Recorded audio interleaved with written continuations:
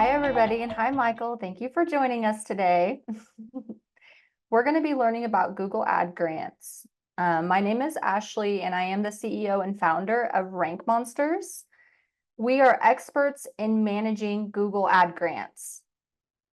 We are one of 46 agencies in the world that are certified by Google to manage the ad grant campaign. We were one of the original 9 agencies certified by Google in 2019. So we went through a year of training to learn how to maximize ad grant for grantees. So not only do we specialize in Google Ad Grants, we are also search engine optimization specialists and website developers. So this kind of helps us in assessing your campaign and getting the best results that we can. Google Ad Grants is a $10,000 monthly grant from Google. So it is a monthly grant. It breaks down to $329 a day to spend on Google Ads. The grant is a credit that goes into your Google ad campaign. So it's not money that you're sent, rather a credit to spend on advertising on Google. These ads are text ads at the top of the search results. They can also be used for PMAX campaigns. So basically, it's a way for you to advertise your website on Google to reach more of your target audience. To be eligible, you need to be a 501c3 nonprofit. You also need a website. It has to be clear on your mission. You also need your 501c3 status visible on your website, most likely in the footer of your website. And you need to agree to Google's policies in order to use Google Ad Grants.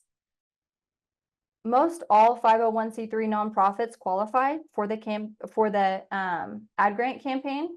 There are a few exceptions. You can't be a government entity or a hospital, although foundations would be approved.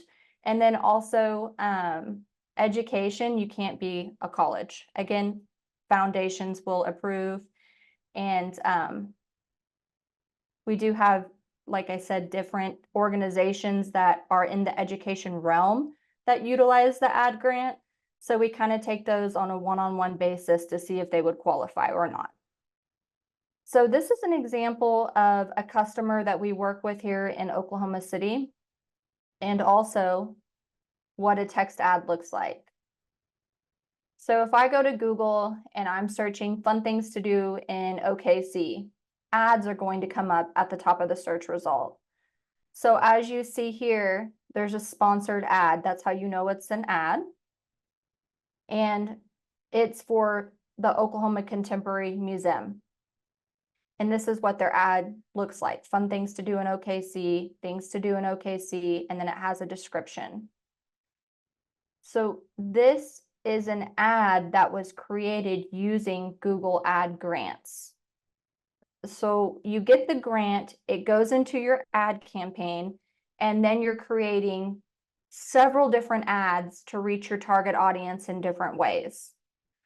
For this particular advertiser, they're reaching people who are looking for things to do, or they're looking specifically for a museum, or they're looking for a specific exhibit. So we have ads for all those different intents. And this also kind of shows you what the ad looks like on a mobile as well. So these ads, they show on desktop, mobile, tablet, across Google. So one of the questions we get a lot is, how does ad grants impact your mission as a nonprofit? And there's lots of ways. Basically, you're reaching a market online who might not know about your organization. You're reaching a new audience who's not visiting your organization. So you can raise awareness, you can promote events, reach donors in a creative way. So ads allow you to advertise through keyword searches. So this is a way for you to connect with people who either know about you and you're increasing your brand awareness, or who don't, and you're driving new traffic to your website. I want to give like an example of how one of our customers is using the ad grant, and this is Museum of the Bible. We've been working with them since 2011, before they even had a museum in Washington, D.C., when they were doing road shows. So they actually have, there's two levels of the Google Ad Grant. There is Google Ad Grants, which is the $10,000 monthly grant. And then there's a Grant Pro, which is $40,000 a month. And Museum of the Bible has Grant Pro. If anybody's watching this and they have Google Ad Grants, there is a chance if you got it a long time ago, like before 2018, you might be grandfathered into the Grant Pro program. And in that case, you would want to know, because that program is no longer available. So you'll want to make sure that you're maintaining it to keep that extra grant availability. So with their grant, we're advertising people interested in visiting museums in DC, and also people interested in specific exhibits. Or we also have a general awareness campaign that just talks about different biblical topics, C-scrolls, things like that, topics that you wouldn't even think of that their website has information on, and we're able to advertise those different landing pages, Bible verses, different Bibles even. All of those ads come back to their website. So in the last 6 months, we've spent over $240,000 of their available grant for Museum of the Bible. Their ads have been shown over 341,000 times, and they've had over 44,000 clicks on their ads. Their click-through rate is almost 13%, which is really good. We have to keep a 5% click-through rate in order to maintain our eligibility for the grant. So having almost a 13% click-through rate shows you that our ads are targeting the right audience. They're relevant to the search that they just conducted. And we've had over 2,902 conversions on these ads. Conversions for them are ticket purchases or purchases from their store, so they sell merchandise as well. Also, signing up for a newsletter or the daily prayer request. So there's multiple different conversion actions that this customer has. And their average cost per click for their ads is a little over $5. So they're getting a great opportunity by using Google Ad Grants to help reach their audience online. So applying for ad grants, this is the fun part. As I told you, there are 46 certified agencies that are certified by Google to manage ad grants.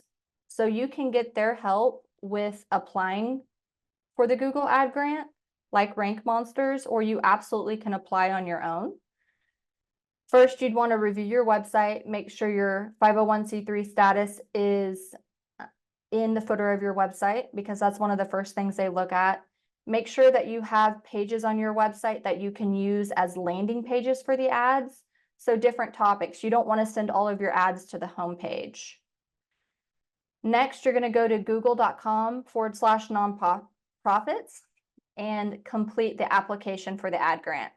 It's kind of a step-by-step application, and Google will respond if you're approved or if you need to make changes in order to get approved.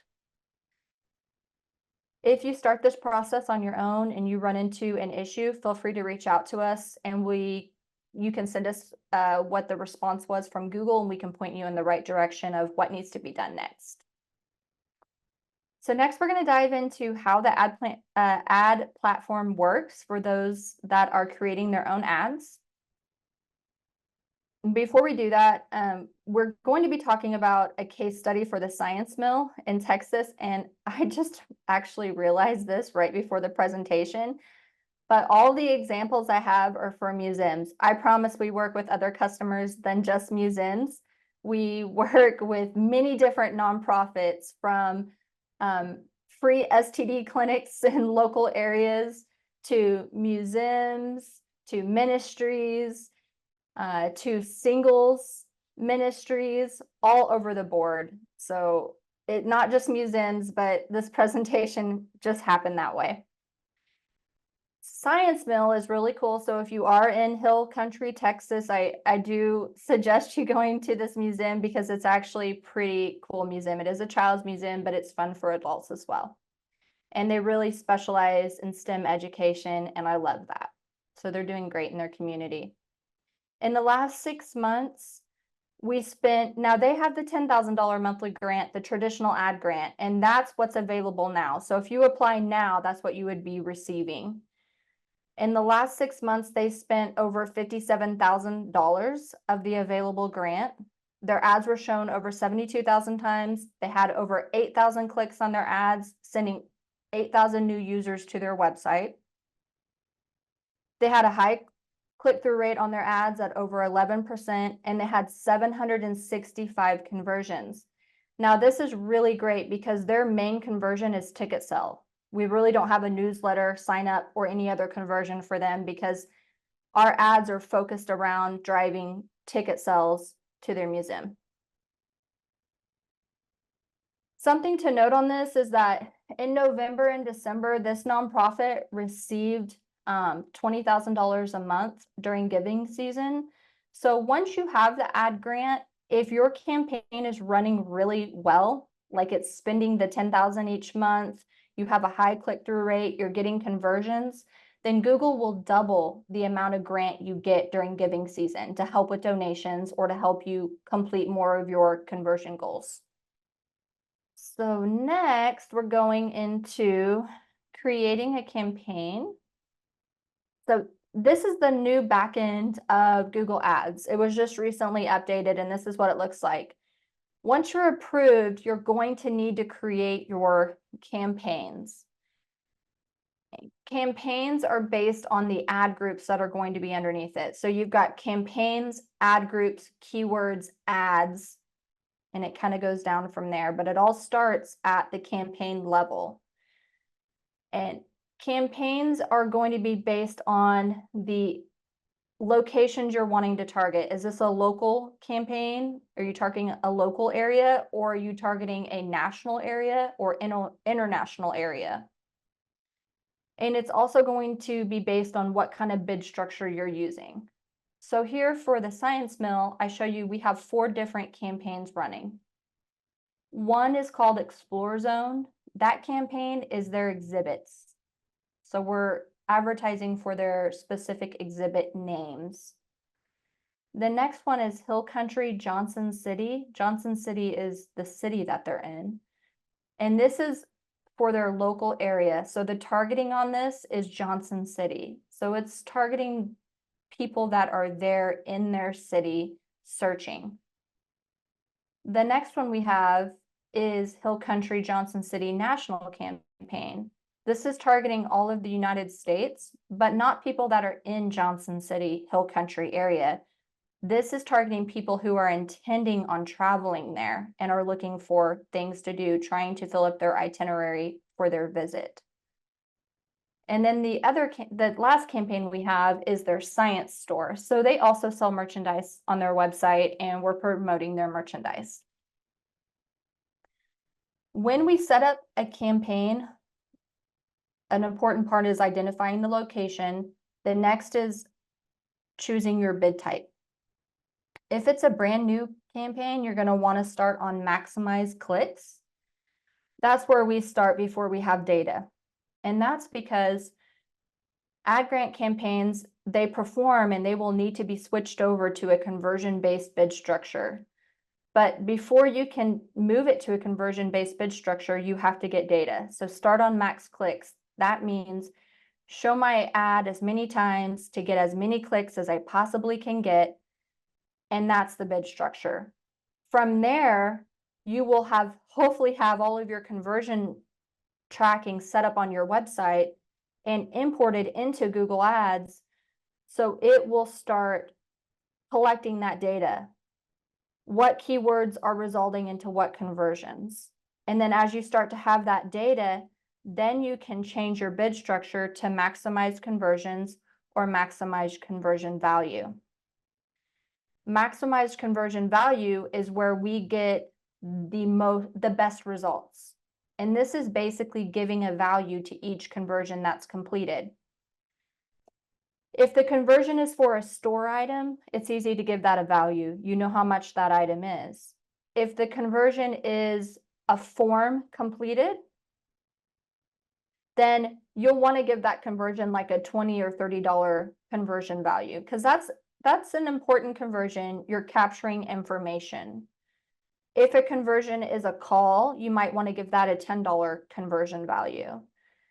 For conversions, we only track meaningful conversions, meaning a call, a form, a newsletter, a purchase, a donation.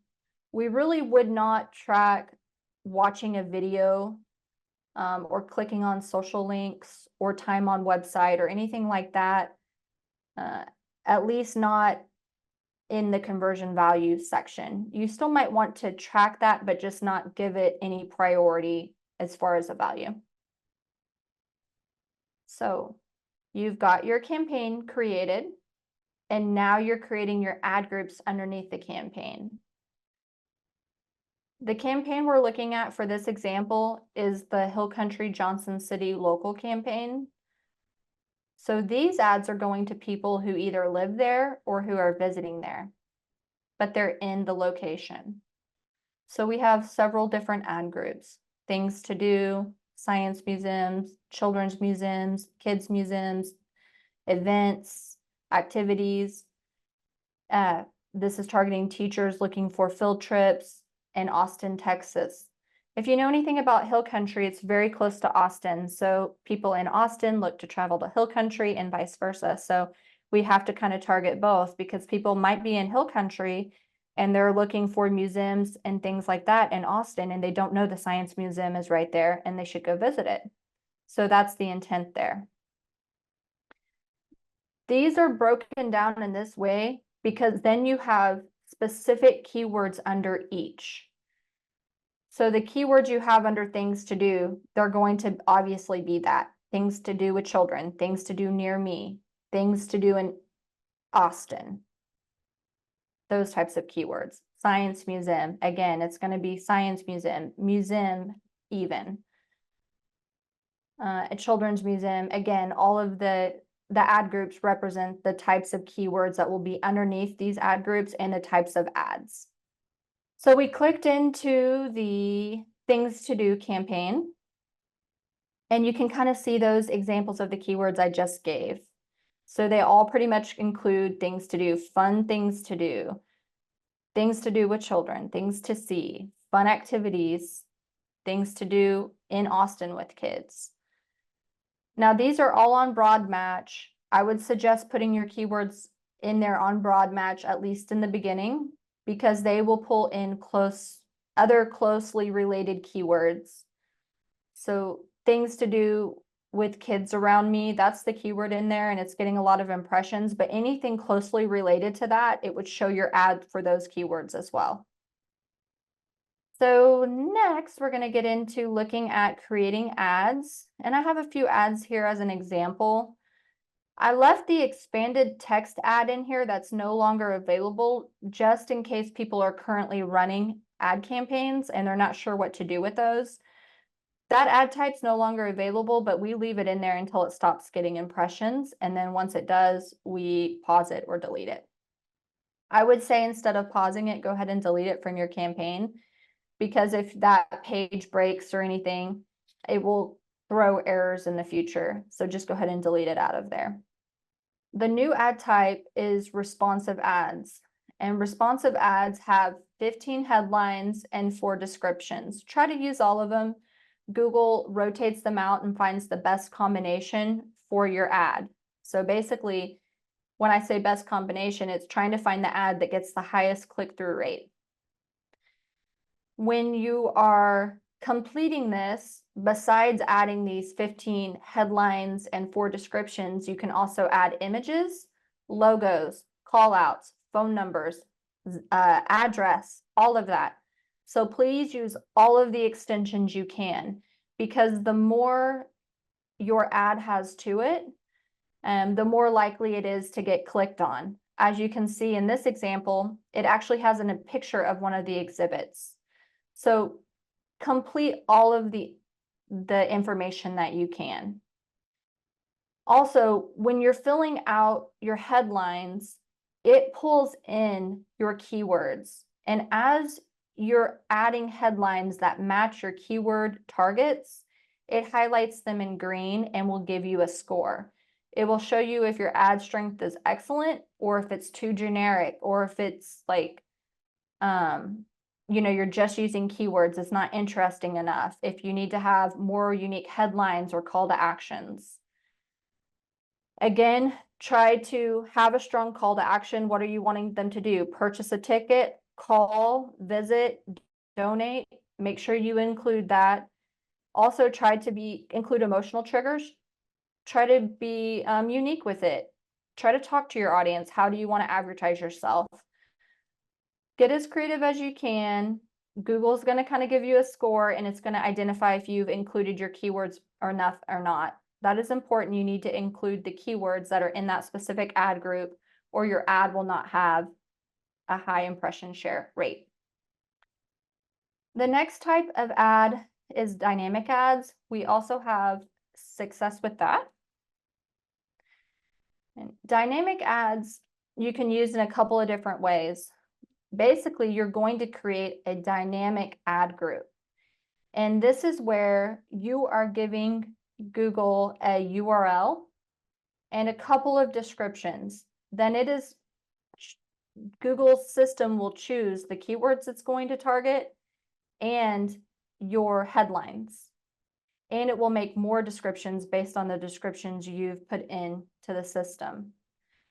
You can do this with your entire URL. You can do this with specific landing pages, or you can do it on your entire URL and exclude certain landing pages. So if you have old archived blogs or something that you want to exclude, that would be important. Because if you put your URL in this, it's going to look at your entire website, every page you have on your website, and attempt to make ads for those pages. So if there are any pages on your website that you don't want advertised, or past events, archived blogs, you'll want to exclude those. Dynamic ads are a great way to get started if you haven't completely planned out all of the different ad groups you want to create. Once you get going with dynamic ads and you're seeing a lot of success in spending the ad grant, you can dial down into what keywords are getting shown the most, where you're getting the most clicks. And then you could break those off into their own ad groups and choose the landing page you want those to go to and the conversion intent. So you can kind of use this as a way to see what naturally kind of works through Google Ads as well. The other important thing about, one last thing about dynamic ads, is if you have a website that's updated often, then this is a way that you don't have to go back and create new ad groups, because as you add new pages to your website, it will create ads for those pages. I guess I will say one last thing about dynamic ads. I really prefer campaign and traditional campaign and ad groups because you have more control. If you are spending all 10,000 under dynamic ads, you'll want to pull those out into an ad group so that you have more control over getting conversions completed versus just spending the available grant. Because a lot of people come to us and they're spending the available grant, but they're not getting very many conversions. And ultimately, you don't want just traffic to your website. You want some kind of action completed. When you click on an ad, it's going to go to a landing page on the website that's being advertised. When you get approved for the website, you can only use the website that is approved for the ad grant. All of your landing pages have to be on that website. If you're using a third-party landing page, that could be possible, but you have to get approval before you create an ad campaign for it, or your grant will get suspended. So when your ad is shown, a user clicks on your ad. When they click on your ad, they're going to your website. and to the landing page that you've identified for that ad. And this is an example of where you would land if you clicked on an ad under things to do for the Science Mill ad campaign.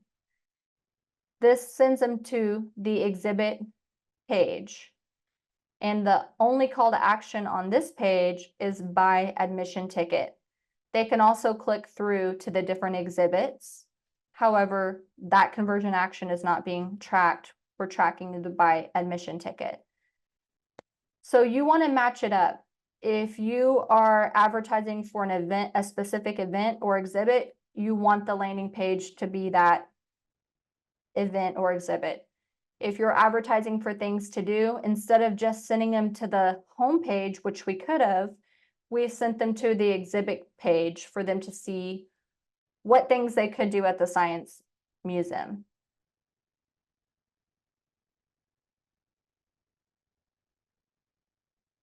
We've talked a little bit about tracking meaningful conversions. When somebody lands on your website, you want them to complete some kind of conversion. If they don't, then Google thinks you weren't that relevant for that keyword search. And so you'll get less impression share for that specific keyword. So you can track lower level conversions, such as watching videos, but you really want it to track your most meaningful conversions, which are, like we talked about, completing a form, purchasing, donating, signing up for a newsletter, making a call, something where you are able to contact back that user to cultivate that relationship. Some creative ways to maximize your ad grant. We do a lot with the blog. So a lot of times you have to be creative in connecting with your target audience through text ads, more so than just what you think your target keywords are. And I'll give you an example. We work with a singles ministry that his target audience is single adults and also churches looking for a program for single adults. And initially, when he came to us, obviously he wanted singles adults, singles groups, singles ministries, those types of keywords, which those are all great keywords.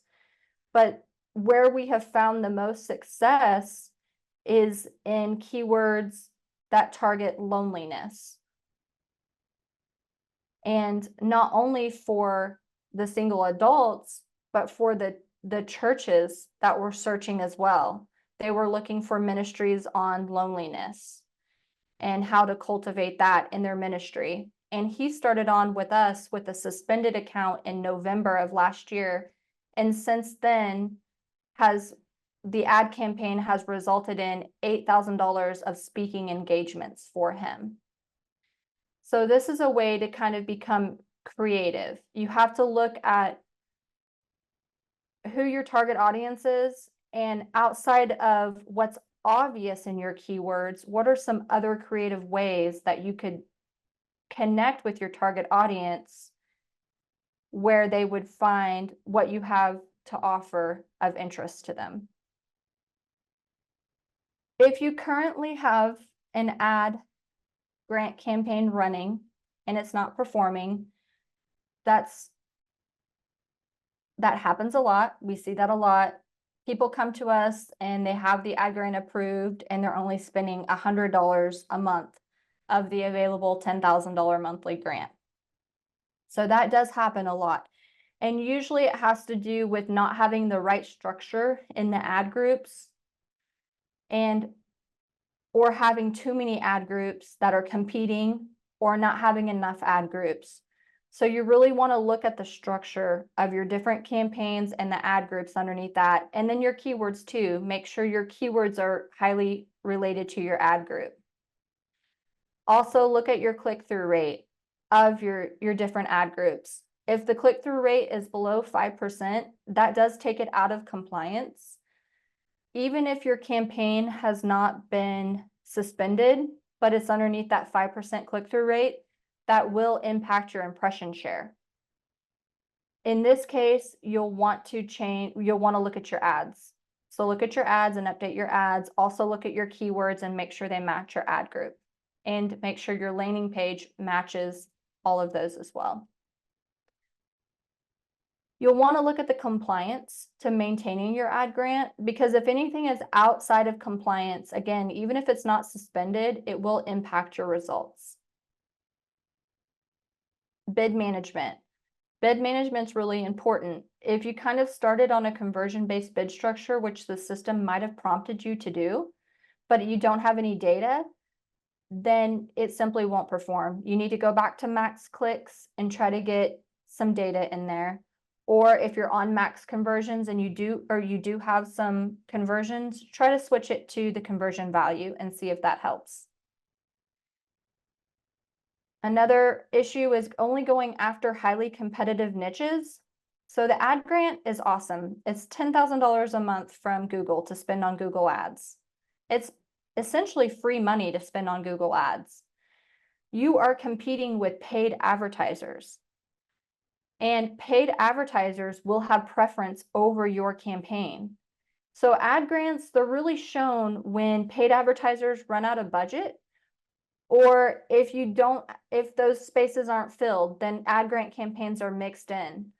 So you really need to be creative and go after keywords that everybody else isn't going after. You really need to think, like I said, how else can we reach our target audience than the obvious keywords?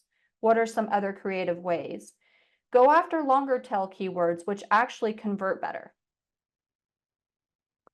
Leveraging ad extensions, add the images, add the phone number. Our click to call extension is our #1 conversion a lot of times on our ad campaigns.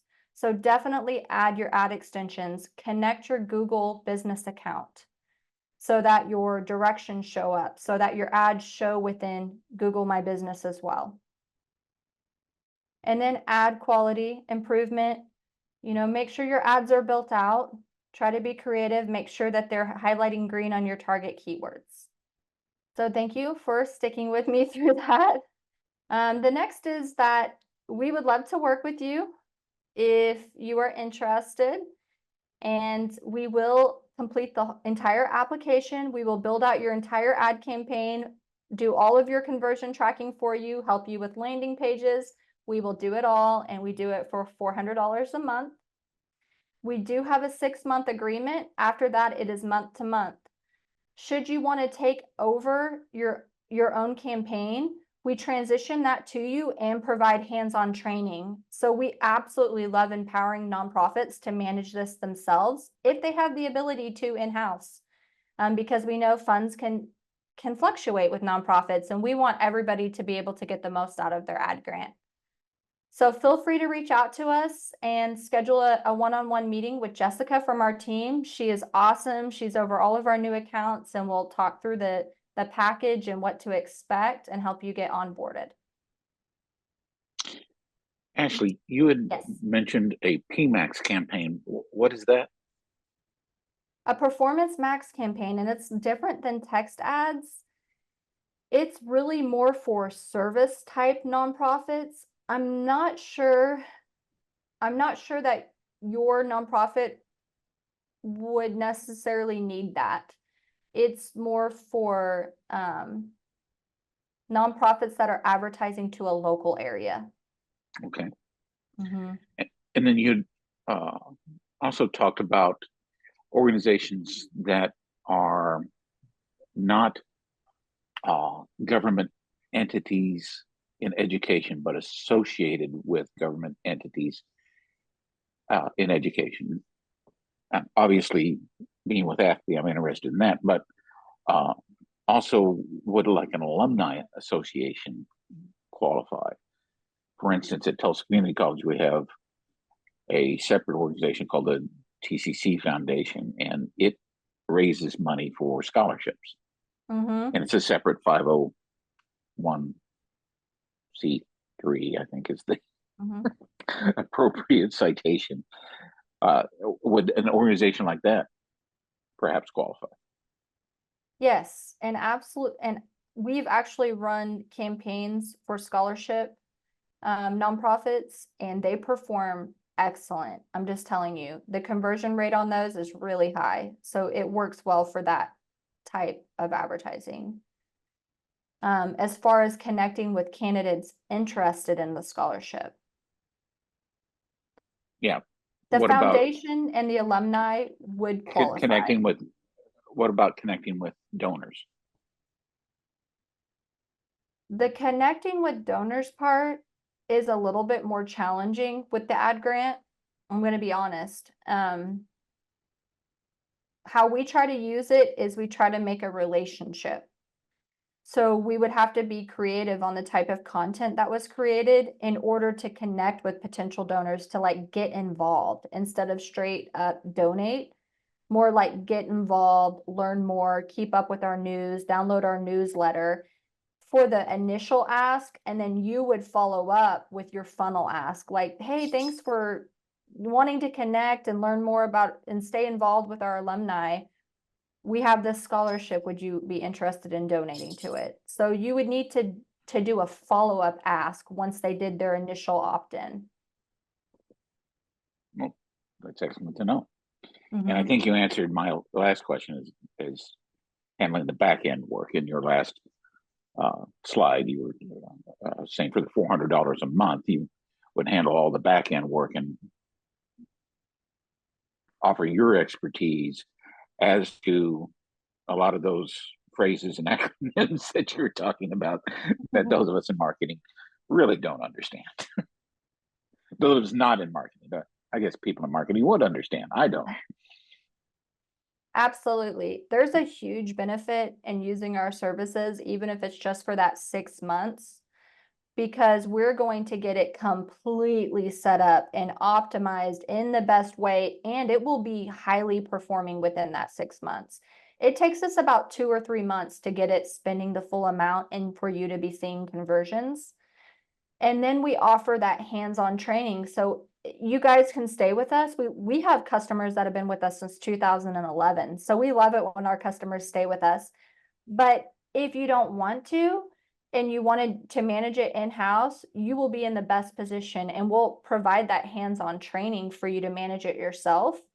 And if you guys have questions in the future, you can always come back to us. Send us an email, give us a call, set up a meeting, ask a question, and we'll be here to help you. Because our main goal is to help as many nonprofits as possible get meaningful use out of this grant and then be able to use it for as long as possible.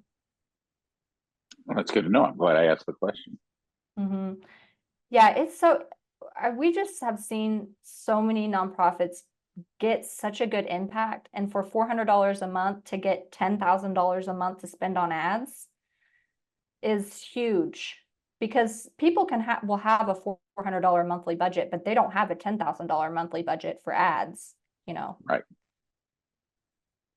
So it really does make a big impact. But the biggest thing is to know exactly who your target audience is and why you would want to advertise your website. What is your end goal? In the absence of that, there's not a lot you can help them with, correct?